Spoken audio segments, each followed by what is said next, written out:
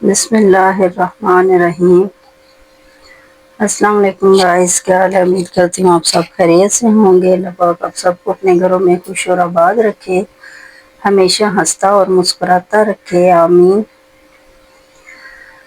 آج ہم بینگن اور آلو نئے طریقے سے بنائیں گے۔ یہ دیکھیے، یہ جو بینگن ہے میرے پاس، یہ لمبے والے بھی ہیں اور یہ گول والے دونوں ہیں، اور ان کو ہم پہلے میں آپ کو بتاؤں گی کہ ان کو ہم نے کاٹنا کس طرح۔ اس طرح سے یہ ہم کاٹیں گے، کاٹ کے اس کے اندر سے دیکھ لیں گے کہ اس کے اندر کوئی کیڑا وغیرہ تو نہیں ہے۔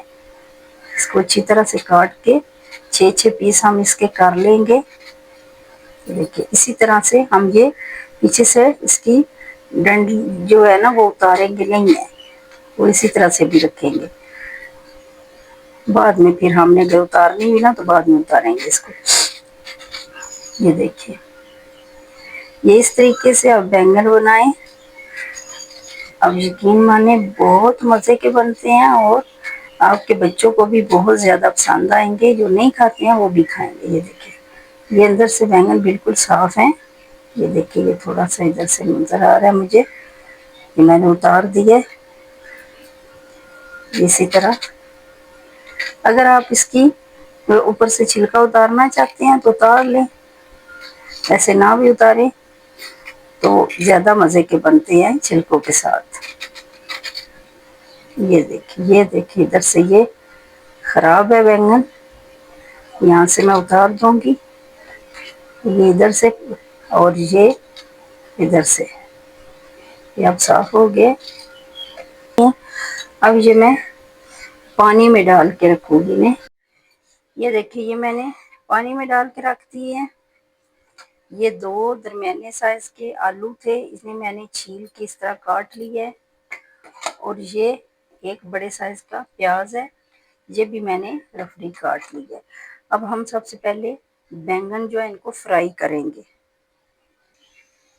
یہ کڑھائی میں نے چولہے پہ رکھ لی ہے، اس میں نے آئل ڈال دیا ہے، اور اس میں اب ہم بینگن ڈالیں گے، فرائی کریں گے۔ بسم اللہ الرحمن الرحیم۔ یہ آئل تھوڑا گرم ہو گیا ہے، اس میں نے بینگن ڈال دیے،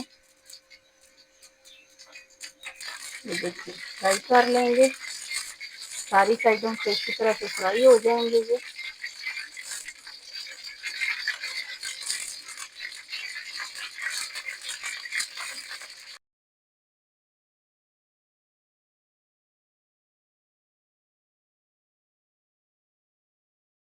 ایسے آئل جو ہے، یہی آئل تھوڑا سا ہم اس میں ڈال لیں گے۔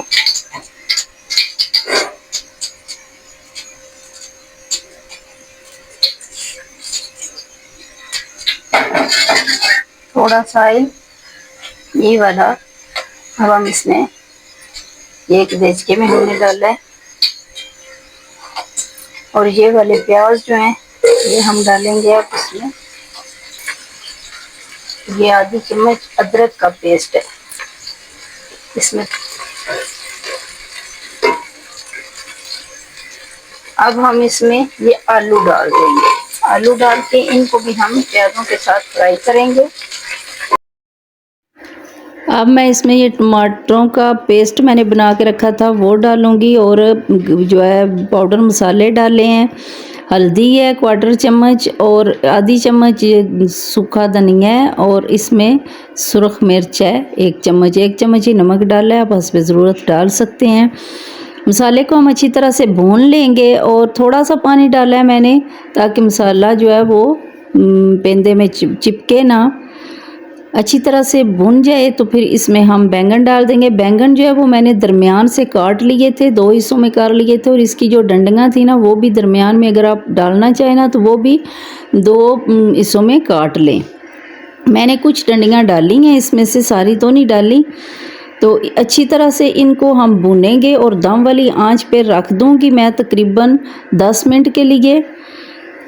یہ جو ہے اپنے ہی پانی میں، آلو اور ٹماٹر کا جو پانی ہے نا اسی میں گل جائے گا، جو आलू है ना अच्छी तरह से गल जाएंगे जी। सब्ज़ मिर्चें भी मैंने इसमें डाल दी हैं। देखें माशाल्लाह आलू हमारे बहुत अच्छी तरह से टेंडर हो गए हैं। इसी तरह बैंगन तो पहले ही फ्राई किए हुए थे, वो भी अच्छी तरह से गल गए हैं। माशाल्लाह हंडिया हमारी तैयार है। आप भी इसी तरह बनाएं, बच्चों को खिलाएं, इंशाल्लाह आपके बच्चे शौक़ से खाएंगे। आपको अगर हमारी वीडियो पसंद आ रही है तो प्लीज़ लाइक शेयर और सब्सक्राइब ज़रूर करें। आखिर में मैंने इसमें गरम मसाला और जो है ना मेथी डाली है, सब्ज़ धनिया भी आप डाल सकते हैं।